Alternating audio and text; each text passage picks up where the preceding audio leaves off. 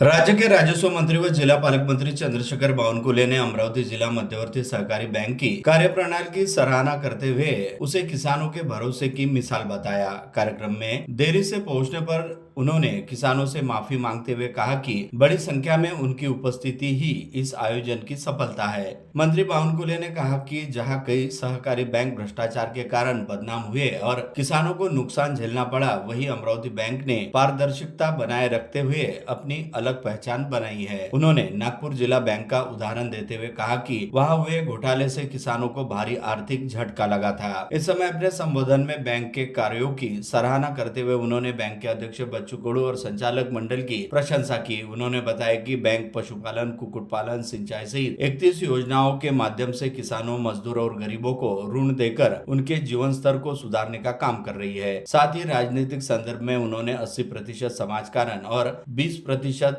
राजनीतिक की भूमिका अपनाने का आह्वान करते हुए कहा कि चुनाव के बाद समाज हित सर्वोपरि होना चाहिए। साथ ही उन्होंने भरोसा दिलाया कि देवेंद्र फडणवीस के नेतृत्व में राज्य सरकार सहकारी बैंकों को हर संभव सहयोग देगी। किसानों की समस्याओं का जिक्र करते हुए उन्होंने खेतों तक जाने वाले रास्तों पर अतिक्रमण को गंभीर मुद्दा बताया और इस पर सख्त कार्रवाई का आश्वासन दिया। अंत में उन्होंने कहा कि किसान बचेगा तो हम बचेंगे और सभी से जिले के विकास के लिए एकजुट होने की अपील की।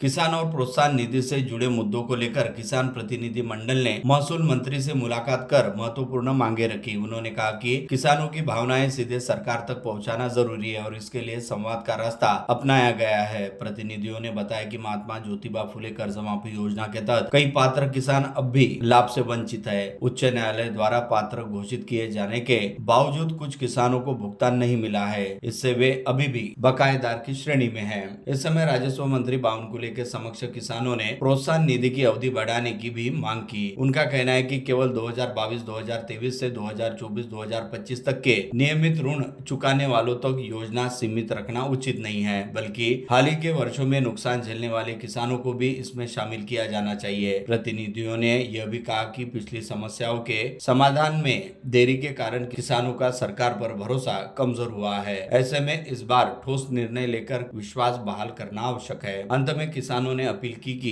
उनकी मांगे पूरी तरह किसानों के हित में है, इसलिए सरकार संवेदनशीलता के साथ निर्णय ले और जल्द राहत प्रदान करे।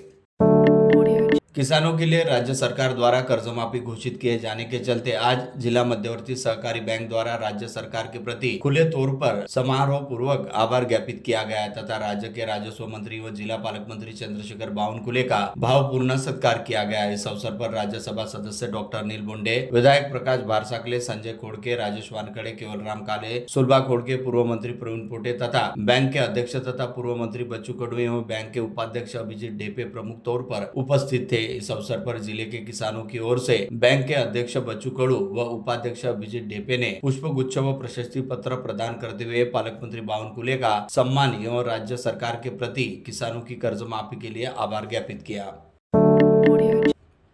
जिले में वाचन संस्कृति को बढ़ावा देने के लिए बड़ा कदम उठाते हुए अमरावती में आगामी अक्टूबर माह में भव्य पुस्तक महोत्सव आयोजित किया जाएगा।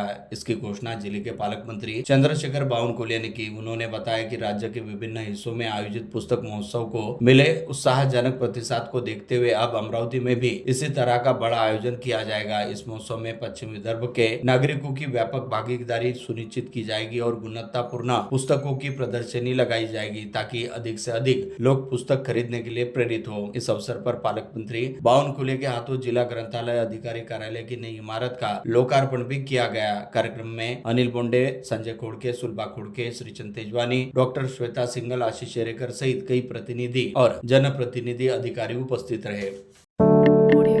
आज तिवसा निर्वाचन क्षेत्र के विधायक राजेश वानखड़े के जन्मदिन के अवसर पर पुलिस पाटिल परिषद की ओर से आयोजित सत्कार समारोह में जिले के पालक मंत्री चंद्रशेखर बावनकुले तथा राज्यसभा सदस्य डॉक्टर अनिल बोंडे ने विधायक राजेश वानखड़े का अभिष्ट चिंतन करने के साथ ही उनका सपत्नीक सत्कार भी किया। इस अवसर पर पूर्व मंत्री प्रवीण पोटे पाटिल, पूर्व विधायक राव साहेब तट्टे, भाजपा के प्रदेश पदाधिकारी प्राध्यापक दिनेश सूर्यवंशी, प्रदेश प्रवक्ता शिवराय कुलकर्णी, ग्रामीण जिला उपाध्यक्ष नितिन गुरुदे पाटिल सहित भाजपा के अनेक पदाधिकारी व सदस्य उपस्थित थे। इस अवसर पर आधार फाउंडेशन द्वारा विधायक वानखड़े के जन्मदिवस उपलक्ष्य में एक रुग्ण वाहिका का भी लोकार्पण किया गया। समाज के लिए कार्य करने की भावना ही सच्चे नेतृत्व की पहचान होती है। जीवन में मिली अवसरों को उपयोग केवल स्वयं के लिए नहीं बल्कि समाज के हित में करना चाहिए। इसी विचारधारा के साथ पूर्व मंत्री वसुधाताई देशमुख ने अपने पूरे जीवन को समाज सेवा के लिए अर्पित किया है। जिला परिषद सदस्य से लेकर राज्य मंत्री तक के अपने लंबे राजनीतिक कार्यकाल में उन्होंने कार्यकर्ताओं और जनता के सर्वांगीण विकास के लिए उल्लेखनीय कार्य किए हैं। एक जननेता और प्रेरणादायी व्यक्तित्व के रूप में वसुधाताई देशमुख समाज के लिए सदैव प्रेरणा स्रोत रही है। यह विचार महाराष्ट्र के पूर्व वित्त मंत्री जयंत पाटिल ने व्यक्त किए। वे शनिवार को अमरावती के संत ज्ञानेश्वर सांस्कृतिक भवन में आयोजित पूर्व मंत्री वसुधाताई देशमुख के जीवन गौरव समारोह में मुख्य अतिथि के रूप में संबोधित कर रहे थे। कार्यक्रम की अध्यक्षता जिले के पालक मंत्री चंद्रशेखर बावनकुले ने की। कार्यक्रम की अध्यक्षता करते हुए पालक मंत्री चंद्रशेखर बावनकुले ने कहा कि बदलते समय के साथ ही राजनीतिक का स्वरूप भी बदलता है, लेकिन कुछ व्यक्तित्व ऐसे होते हैं जो नई पीढ़ी को दिशा देने का कार्य करते हैं। वसुधाताई देशमुख का जीवन और कार्य समाज तथा राजनीति दोनों के लिए प्रेरणादायी है। संचालन शिप्रा मानकर ने किया, जबकि सम्मान पत्र का वाचन डॉक्टर किशोर फुले ने किया। समारोह में बड़ी संख्या में नागरिक कार्यकर्ता तथा शिक्षण से जुड़े लोग उपस्थित थे।